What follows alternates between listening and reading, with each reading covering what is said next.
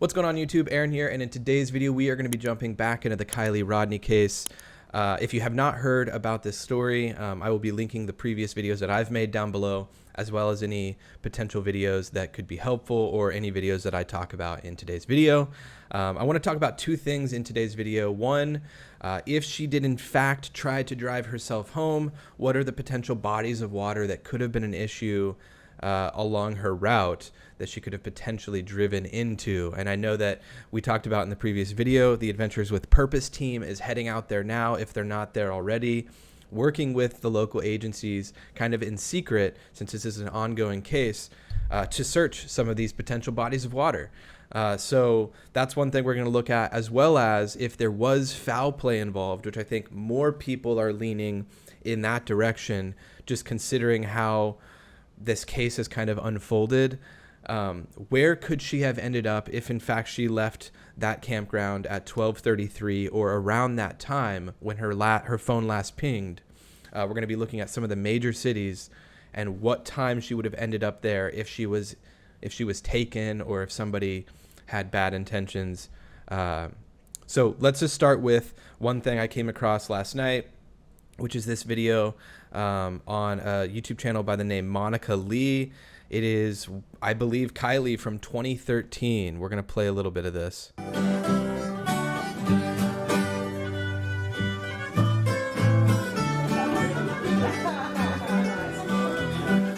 So, like, super, super talented, obviously. This comment says Kiely May has been playing the fiddle for 5 years. And this is titled Fiddlin' Man at the Lost Trail Lodge. So I'll link that down below. It's super sad. And looking into the actual Lost Trail Lodge's website, one thing that's kind of eerie now is that their slogan, or some of their wording here is that in the days of 24-hour news cycle and social dilemma, the Lost Trail Lodge is a reprieve from the media mayhem, which is just, it's unfortunate now because this family was promoting this place as a place to escape all of that. Yet they're kind of in the middle of this media mayhem now. And it says, sneak into the forest and get lost. We promise you'll like what you find. So obviously that wording would not be eerie or weird if their daughter wouldn't have gone missing. But now that that she has, it's just, it's unsettling a little bit. And then another thing to mention, they mentioned that it's a pretty difficult route to get up there. They actually say that Apple Maps and Siri won't bring you there. It's kind of hard to see. This is all on their website under the Find Us tab. But it does talk about the last 4 miles to the lodge being not maintained or lit. So it's super, super unmaintained road leading up there. And I mean, you can just tell that it's just winding through the trees here. And there's likely not much in terms of lighting, and like they said, it's not maintained. So that part of the route obviously would be dangerous if you were drunk. There doesn't seem to be a lot of bodies of water along it. One is right here. This looks definitely big enough for a car. I just don't know if these are small bushes or large trees that you would have to drive through to get into this body of water. So there's no street view here. I can't plop the little Google guide down to see what this area actually looks like. But there's definitely, this is one of the bodies of water that I think is definitely a possibility. It would have, depending on the time of year, runoff from the snow, and it looks relatively full. This Google image was from, let's see, it's not saying when it was taken. I'm sure it would. Huh.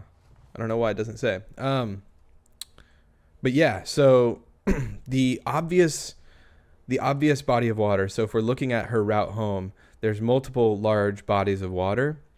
The obvious one is the actual reservoir near Prosser Family Ranch Campground. This is the actual Prosser Creek Reservoir. The Reddit page that I came across said that this is at 60 or 62% capacity. How full it is, and currently that is about how full it is there right now. So the people that are actually from that area could probably say more to that and to speak on that, but this is the actual campground. and the reservoir that's near where they were partying that night. So obviously, this is going to be the first place, or I would assume one of the first places that the Adventures with Purpose team looks at, just because it's literally surrounding the area that she was last known to be. But beyond that, like I said, there's little bodies of water along the route near the actual house. And then there are a few along the way as well. Let's see. This one here, Donner Lake. I'm sure that it will be searched just because it looks like a very deep lake. And if for some reason Kiely missed her exit here, because if she made her exit here, the only bodies of water that are along this road are these close ones here. This, I don't think she would end up behind the Taco Bell. It just doesn't seem, it's just too far off the road, you would think.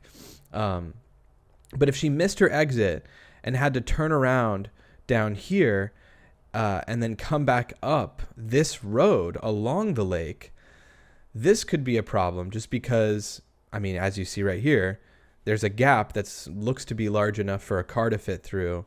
But that, to me, if you're speeding down this road, even if you're going relatively slow, if you did happen to come off angle, I feel like your chances of just perfectly threading the needle through some of these trees are really quite low. And I feel like you would be able to see the impact of the car hitting the edge of the bank before entering into the lake. So to me, this seems unlikely. It is obviously a possibility because it's one of the lakes on the way back. But beyond that, there's really not a ton of lakes. So given that the Adventures with Purpose team is so good at what they do, I would imagine even though the Boca Reservoir isn't along her route home, I would imagine that they're still going to look in there because it's such a close distance. I mean, even some of the edges on Stampede and up into these areas, Independence, I would imagine they're going to look in those areas as well, just because it could be a place to ditch a car, not necessarily a place to accidentally fall into. So that kind of rides the line between, oh, where could she have gone actually driving and having an accident, or could somebody have ditched her car? I mean, somebody could have tried to ditch her car somewhere near Tahoe, Lake Tahoe. So there's plenty of places that they can search beyond just the route on the way home. Also, I, of course, went through and did the entire route on Google Street View until the Street View went away on the last few miles of the route, just to see if I could see anything that stood out as strange. And the only thing I could really see is that there are a series of roundabouts on her way home. Let me flip it from Prosser Family back so she's on the right side of the road. Lost Trail. Okay. There are a series of roundabouts that she would have to go on. One here, one here. I mean, these are kind of confusing, right? So I feel like, I don't know. I feel like if you were drunk, there's 1, 2, 3. I thought there were 4. Maybe there's only 3, but this is the most, I feel like, confusing section where you may accidentally go off of your initial path. But I'm personally not thinking that this was a situation where she tried to drive herself home. I think that there was more involved than that.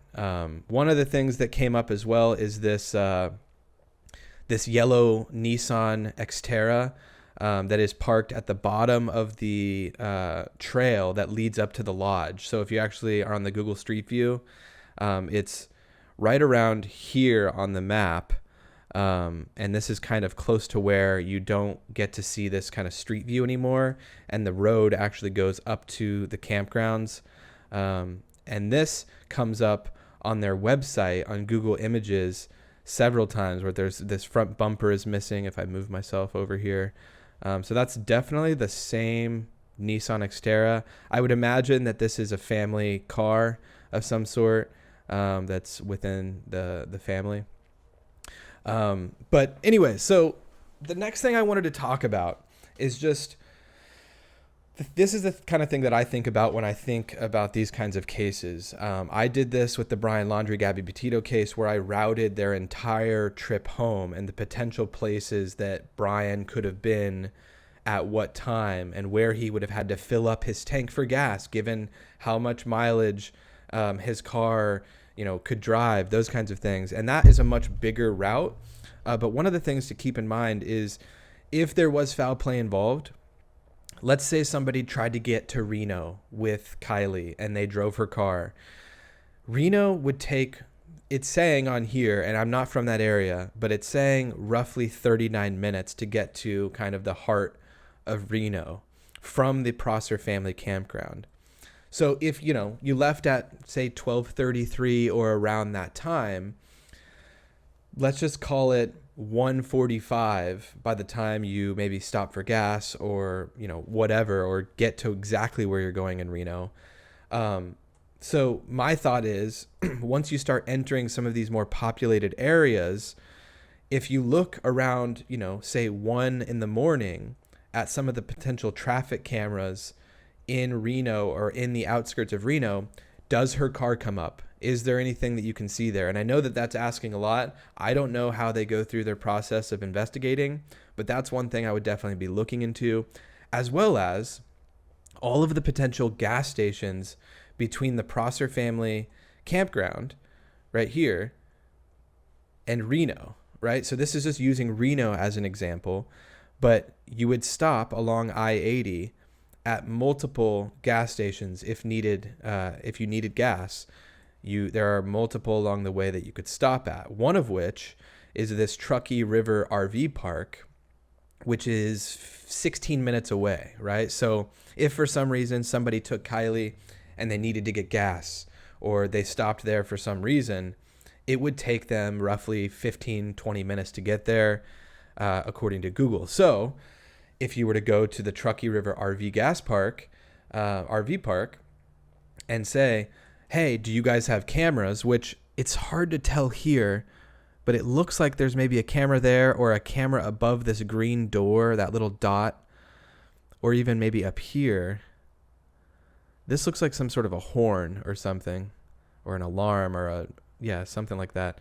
But that would be something I would check, right? This is a possibility. If somebody was to pull off on the side of the road to get some gas along the way to Reno, for example, that could be a possibility. And it's a very refined timeline, right? Like look between, just call it 12:45 and 1:15 in the morning and see if their cameras caught Kiely's vehicle. Another thing you could look at along the way are places like casinos. As they get into Nevada, this is along the route. You could add 30 minutes. So say 12:33 is the last time her phone pinged. Let's just call it 12:45 leaving the family campground. That would mean at 1:15 in the morning, 30 minutes later, if they stopped at this casino or the gas station nearby, let's check these cameras. I mean, casinos are known for having cameras. You can see the cameras on the outside of the casino here. This is all speculation. These are all just possibilities that I'm thinking of in my head. Another one is one of the first gas stations on your way into Reno. So this is 32 minutes away. So call it 1 o'clock in the morning. Let's just say they pulled off for gas here. This is that gas station, and you can definitely see the cameras at this gas station. And so I know that the time may not be perfectly lined up, but if they could look at this footage from this gas station at, say, just make it broad, between 1 and 2 in the morning. I'm really giving the timeline as if they left exactly at 12:33, but let's just call it between 1 and 2 in the morning. If they could look at this footage just to see if there happened to be a vehicle that matched hers passing through here, that could be significant. So those are just a few of the things that, obviously I think about when I look at a case like this, and especially right now where I feel like this case, there's potentially foul play involved. Another thing I wanted to do is just look at if you were to go to Sacramento, because I know there was rumors that there was dudes from maybe San Francisco or Sacramento that had come up to this party. How long would it take to get back to San Francisco and Sacramento? And what it's saying right now is from the Prosser family campground, it would take you about an hour and 45 minutes to get back to Sacramento. So say you left at 12:33 in the morning, Add an hour and 45 minutes. That's roughly 2:15 in the morning to pull into the Sacramento area. With gas, if you stop for gas, call it 2:30 in the morning. You could kind of do the same thing like I did for Reno and look at the potential gas stations along the way. And I know that that sounds ridiculous and wild, but it really is necessary. If they come up with nothing in this search, you need to see all of the possibilities. And I know that they probably have their different leads that they're following, that they're actually getting internally. But this is the kind of stuff, like I said, that I think about when there's nothing else to think about. But San Francisco's a bit further. It's saying 4.5 hours. So if you left at 12:33 in the morning when her phone last pinged and you made a beeline for San Francisco, you'd get there at around 3:50 in the morning, give or take, call it 4 in the morning with gas. And this is obviously going straight into the heart of San Francisco. I don't know where this person, if there was somebody that took her and tried to take her back to San Francisco, like that's a very specific timeline. But once again, you could check some of the major gas stations along the way and check the timeline between that 3.5 or 3 hours and 15-minute ride from 12:33 in the morning. You could really kind of get a refined idea based on how long it would take them roughly to get to that spot, if that makes sense. So I know that that's kind of a wild thing to really dive deep like that and look into stuff like that, but really that's what you have to do. I mean, I would hope that they're doing that beyond just what they're doing with their personal internal leads that they're getting that we don't know about. And you know, maybe they're closer to something than what we think right now, just because they have been kind of quiet. Obviously, in the first week, there were several almost daily press conferences, and now we're at this point where it kind of seems like they're scaling back in terms of getting information out there, and they're just trying to get their information and start building more of a detailed possibility of what could have happened. So obviously, if there is a press conference today, tomorrow, anytime throughout the rest of this week, I will either go live during that press conference or make a video after the fact reacting to it. So if that's something you want to follow, if you want to subscribe to the channel, I will definitely be reacting to this case and continuing to follow it as things develop. But if you like this video, click the like button. If you want to see any of my previous videos, they're linked down below, and I will see you guys in the next one. Peace.